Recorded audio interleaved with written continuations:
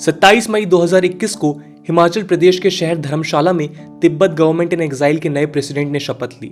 धर्मशाला में ही Buddhist spiritual leader Dalai Lama भी 1959 में तिब्बत से इंडिया आने के बाद से रह रहे हैं।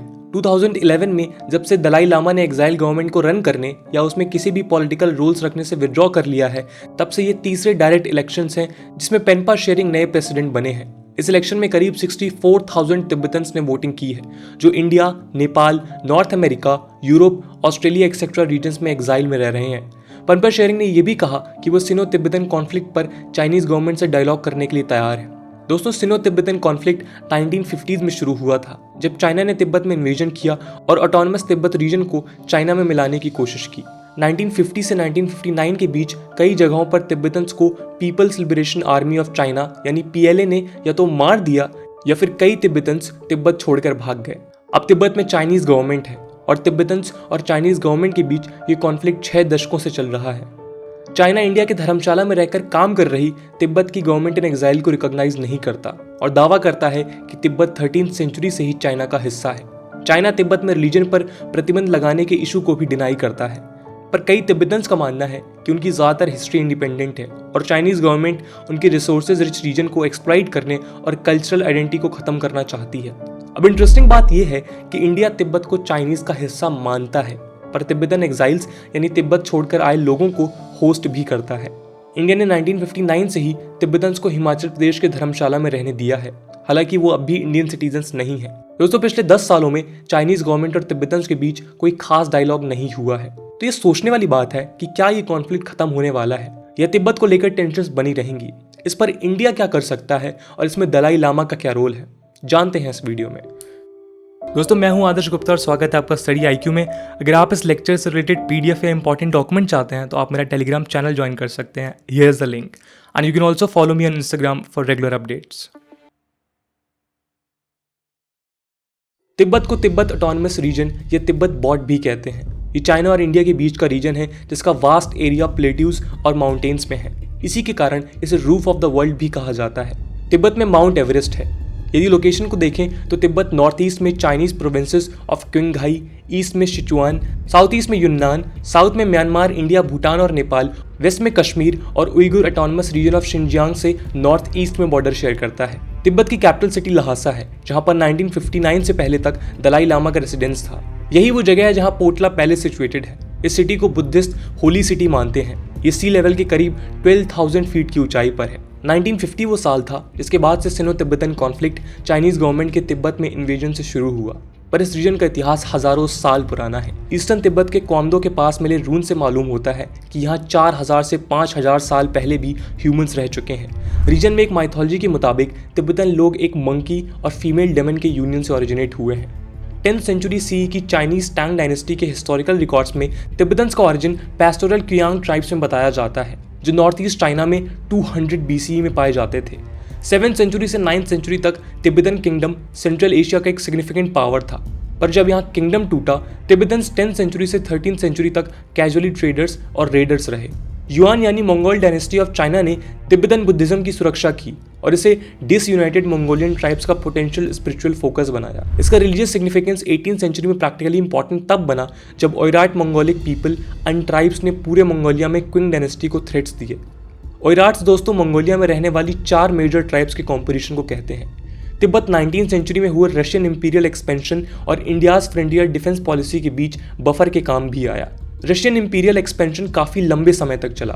रशिया एक हिस्ट्री एम्पायर रहा है जिसने कई सालों तक अपने रीजनल और टेरिटोरियल क्लेम्स की रेंज को बढ़ाया है। पीपल्स रिपब्लिक ऑफ चाइना ने तिब्बत में इन्वेजन 1950 में शुरू किया और तब से ही ये मामला तिब्बत और वर्ल्ड वाइड एक कॉन्ट्रोवर्शियल इशू बना हुआ है। पर चाइना ने ऐसा क्यों किया और क्या रीज़न थे जिसकी वजह से चाइना ने तिब्बत की ऑटोनॉमी को छीना?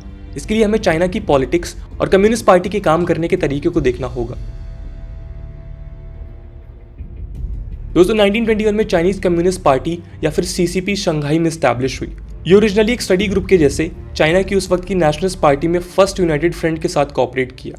पॉलिटिकल टर्मोइल के चलते चाइनीज कम्युनिस्ट ने नेशनल आर्मी ज्वाइन कर कंट्री को वॉर लॉर्ड से फ्री करवाने के स्टेप्स लिए ताकि देश में स्ट्रॉन्ग सेंट्रल गवर्नमेंट बन सके। हालांकि नेशनलिस्ट ने कम्युनिस्ट को पार्टी से और आर्मी से निकाल दिया और कईयों को मार भी डाला। पर जब 1931 में जापानीज ने मैंचूरिया में इन्वेजन किया तो रिपब्लिक ऑफ चाइना की गवर्नमेंट को 3 खतरे दिख रहे थे: जापानीज इन्वेजन, कम्युनिस्ट अपराइजिंग और वॉरलॉर्ड इंसरेक्शंस। लेकिन दोस्तों उस वक्त के nationalist leader Chiang Kai Shek के जापानीज इन्वेजन को छोड़कर इंटरनल थ्रेट पर फोकस से कुछ जनरल्स फ्रस्ट्रेटेड थे। उन्होंने चियांग को 1937 में किडनैप किया और कम्युनिस्ट पार्टी के साथ कोऑपरेट करने को कहा। नेशनलिस्ट गवर्नमेंट और चाइनीज कम्युनिस्ट पार्टी का ये सेकंड यूनाइटेड फ्रंट ज्यादा दिन नहीं चला। नेशनलिस्ट ने अब भी केवल कम्युनिस्ट को रोकने के लिए रिसोर्सेज खर्च किए और जापान पर ध्यान नहीं दिया। कम्युनिस्ट साइमल्टेनियसली रूरल सोसाइटी में खुद को मजबूत करते गए। दूसरे वर्ल्ड वॉर के वक्त कम्युनिस्ट का पॉपुलर सपोर्ट बढ़ा। चाइना में उस वक्त के यूएस ऑफिशियल्स ने रिपोर्ट किया कि नेशनलिस्ट कंट्रोल एरियाज में डिसेंट का डिक्टोरियल सप्रेशन हो रहा है। इन अनडेमोक्रेटिक पॉलिसीज और वॉर टाइम करप्शन ने रिपब्लिक ऑफ चाइना की गवर्नमेंट को कम्युनिस्ट के सामने कमजोर बना दिया। हालांकि सीसीपी ने अपने शुरुआती एफर्ट्स में सक्सेस भी पाई। कम्युनिस्ट ने लैंड रिफॉर्म किया और जापानीज लीडर्स के खिलाफ लड़ाई में अपने एफर्ट्स के लिए रिकॉग्निशन भी पाया। और दोस्तों जापानीज सरेंडर के बाद चाइनीज कम्युनिस्ट पार्टी और नेशनलिस्ट गवर्नमेंट के बीच मिसट्रस्ट पैदा हुआ। चाइना में सिविल वॉर हुआ और 1949 तक कम्युनिस्ट पार्टी की जीत तय हो गई थी। अक्टूबर 1, 1949 को कम्युनिस्ट पार्टी के लीडर माओ जेडोंग ने पीपल्स रिपब्लिक ऑफ चाइना को डिक्लेयर कर दिया। इससे हुआ ये कि चाइनीज कम्युनिस्ट पार्टी और नेशनलिस्ट पार्टी के बीच दशकों के कॉन्फ्लिक्ट और एक फुल स्केल सिविल वॉर का एंड हुआ।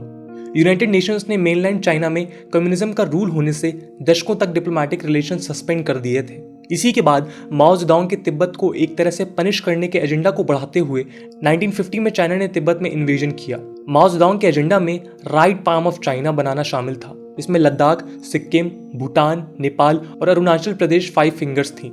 1950 में अपने इन्वेजन से चाइना ने इंडिया को कन्फ्रंट किया और एशिया में डिप्लोमेटिक स्टेबिलिटी को डिस्टर्ब किया था।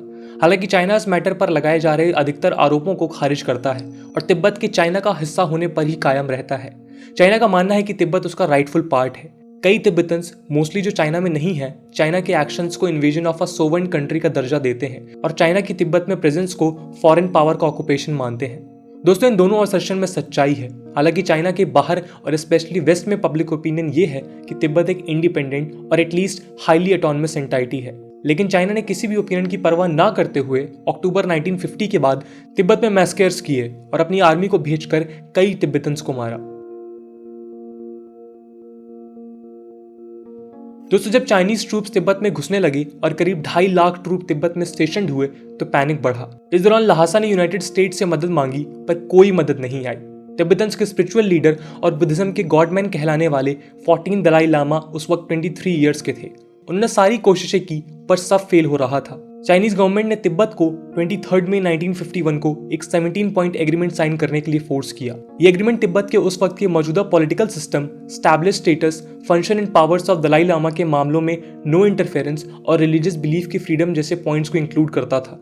हालांकि चाइनीज गवर्नमेंट की ऐसी कोई इंटेंशन नहीं थी क्योंकि इवेंचुअली वो दलाई लामा को अरेस्ट करना चाहते थे। 1950 से 1959 तक कई तिब्बतन्स चाइनीज डोमिनेशन के खिलाफ रिवॉल्ट करते रहे। चाइनीज फोर्सेस के तिब्बत में होने से फोर्स्ड लेबर और सेपरेशन बढ़ने लगा। ये इतना बढ़ गया कि तिब्बतन्स ने अपने गुरिल्ला वॉरफेयर ग्रुप बनाया जिसका नाम नेशनल वॉलंटियर डिफेंस आर्मी रखा। इसे चुशी गैंगरुक भी कहते हैं। द हिंदू की एक रिपोर्ट के मुताबिक चुशी गैंगरुक को central intelligence agency CIA America ने ट्रेन किया था। उन्हें CIA के 2 रेडियो ऑपरेटर से असिस्ट किया गया था। मार्च 1959 में CIA को अलर्ट मिला और उसने तिब्बत में ऑपरेशन इमीडिएट शुरू किया। इस ऑपरेशन में CIA के ऑपरेटिव्स और चुशी गैंगरुक आर्मी ने दलाई लामा के लिए एस्केप का रास्ता बनाया। चुशी गैंगरुक ने रास्ते में मिलने वाले सभी चाइनीज सोल्जर्स को या तो मार दिया या तो कैप्चर कर लिया। दलाई लामा ने 20 लोगों के साथ 17 मार्च 1959 को ल्हासा को छोड़ा। इन 20 लोगों में तिब्बतन गवर्नमेंट के 6 कैबिनेट मिनिस्टर भी थे। दलाई लामा रात में ही सफर करते थे। तिब्बतन प्लेटू की हार्श जर्नी, स्नोफॉल और रेन्स को उन्होंने पैरों से और नदियों को उन्होंने घोड़ों से 15 दिनों में पार किया। वो 31 मार्च 1959 को अरुणाचल प्रदेश की तवांग मोनेस्ट्री पहुंचे और तब से वो इंडिया में ही हैं। दोस्तों इंडिया का तिब्बत को लेकर स्टैंड एक जैसा नहीं रहा है। हालांकि इंडिया में रहने वाले तिब्बतन्स को इंडिया होस्ट करता है पर अभी उन्हें सिटीजनशिप या उसके कोई ऑप्शंस नहीं खोले हैं। इसके अलावा इंडियन गवर्नमेंट हमेशा से तिब्बत को चाइना का हिस्सा मानती आई है और तिब्बत कॉज में भी Indian government proactive role play नहीं कर रही है। इंडियन अक्सर इस मुद्दे में चाइना की तरफ लीन करता है। इंडिया तिब्बतन्स को फॉरेनर्स ही मानते आए हैं। इसका एक कारण ये भी है कि इंडिया 1951 रेफ्यूजी कन्वेंशन में सिग्नेटरी नहीं है, जिससे स्टेट रेफ्यूजीज को राइट देना या उनके प्रोटेक्शन की रिस्पॉन्सिबिलिटीज स्पेल आउट कर देता है। इंडिया में रेफ्यूजीज को प्रोटेक्ट करने का कोई डोमेस्टिक लॉ भी नहीं है। केवल तिब्बतन्स ही नहीं, श्रीलंकन्स, अफगान्स, बांग्लादेशीज और म्यांमार से रोहिंग्यास को मिलाकर करीब 2 lakh refugees by law foreigners हैं। हालांकि तिब्बतन रिहेबिलिटेशन पॉलिसी ऑफ 2014 के तहत तिब्बतन्स को ज्यादा राइट्स और बेनिफिट्स दिए जाने हैं, पर इसमें भी उन्हें प्रॉपर्टी राइट्स, गवर्नमेंट जॉब्स और ट्रैवलिंग राइट्स नहीं है। तिब्बतन्स पासपोर्ट रख सकने के लिए एलिजिबल हैं और इसके साथ ही वो इंडिया को छोड़ भी रहे हैं। इंडियन एक्सप्रेस की 2018 की एक रिपोर्ट के मुताबिक 2011 से 2018 के बीच तिब्बतन्स 1.5 लाख से केवल 85,000 ही बचे हैं। दोस्तों, तिब्बतन्स के नंबर में कमी का रीजन ये भी है कि वो बड़ी संख्या में तिब्बत वापस जा रहे हैं या यूएस माइग्रेट हो रहे हैं। राजीव गांधी रजीम के वक्त इंडियन गवर्नमेंट ने एक ज्वाइंट कमेटी में तिब्बत को चाइना का ऑटोनमस रीजन बताया था, लेकिन बाद में इंडियन साइड चाइना के नैरेटिव की तरफ ज्यादा झुकने लगा। 2003 में अटल बिहारी वाजपेयी रजीम ने मिनिस्ट्री ऑफ एक्सटर्नल अफेयर्स ने इस ऑटोनमस रीजन को साफ तौर पर चाइना की टेरिटरी का हिस्सा बताया और यहां तक कहा कि तिब्बतन्स द्वारा कोई एंटी चाइना एक्टिविटीज को इंडिया अलाउ नहीं करेगा। रिसेंटली भी तिब्बतन्स और इंडियन गवर्नमेंट के बीच टाइज कमजोर हैं। 2018 के मार्च में भी गवर्नमेंट ऑफ इंडिया ने तिब्बतन्स को दिल्ली में रैली करने से रोका था। इन सब इश्यूज के कारण दलाई लामा ने तिब्बतन्स को एक साथ रहने को कहा और ये भी कहा कि India is drifting towards China. दोस्तों, तिब्बत के कॉज पर इंडिया अब तक साइलेंस है और कई एस्पेक्ट्स में ये प्रॉब्लमैटिक है। एक्सपर्ट्स का ओपिनियन है कि इंडिया को तिब्बत पर अपनी पॉलिसीज चेंज करनी चाहिए और 15 दलाई लामा के रीइनकार्नेशन में खुद को प्रोजेक्ट करना चाहिए। यूएसए ने भी तिब्बत पर अपना स्टैंड चेंज किया है। ओबामा एडमिनिस्ट्रेशन ने दलाई लामा के सिलेक्शन को लेकर चाइनीज गवर्नमेंट का सपोर्ट किया और रिलीजियस बिलीफ्स को इग्नोर किया था, पर Tibetan policy and support act 2020 और टीपीएसए को साइन कर डोनाल्ड ट्रंप एडमिनिस्ट्रेशन ने दलाई लामा के सिलेक्शन को ऑटोनमस रखा है। ये पॉलिटिकल एक्सपर्ट्स के हिसाब से इंडिया के लिए सबसे अच्छा मौका है इस इशू में साइलेंस ब्रेक करने का। इंडिया की प्रेजेंट बीजेपी लेड गवर्नमेंट में प्राइम मिनिस्टर नरेंद्र मोदी को क्या स्टेप्स लेने चाहिए, इस पर national executive committee of the BJP के मेंबर शेषारी चौधरी का कहना है कि मोदी के पास 4 ऑप्शंस हैं। चारी के मुताबिक चाइना के साथ इंडिया कभी सेफ्टी और सिक्योरिटी इंश्योर नहीं कर पाया है। इंडिया की डिफेंस स्पेंडिंग भी रिड्यूस नहीं हुई है। एक न्यूज़पेपर को दिए ओपिनियन में चारी ने लिखा कि चाइना केवल तिब्बत को लेकर कंटेंट नहीं है, बल्कि वो 5 फिंगर्स प्लान को लेकर काम कर रहा है। चारी के मुताबिक दुनिया भर में तिब्बतन्स अपने 4 फादर्स के लैंड पर लौटने का और फ्री नेशन का लेजिटिमेट राइट रखते हैं। तिब्बत क्वेश्चन को सॉल्व करने के लिए चारी कहते हैं कि मोदी गवर्नमेंट को चाइना की वल्नरेबिलिटीज को देखते हुए कदम उठाने चाहिए। दोस्तों, आज की वीडियो के लिए इतना ही। आई होप आपको वीडियो पसंद आई होगी और आपका क्या ओपिनियन है कि इंडिया को कैसा स्टैंड रखना चाहिए तिब्बत को लेके, कमेंट सेक्शन में जरूर बताइएगा। मिलते हैं अगले वीडियो में, तब तक के लिए जय हिंद, जय भारत।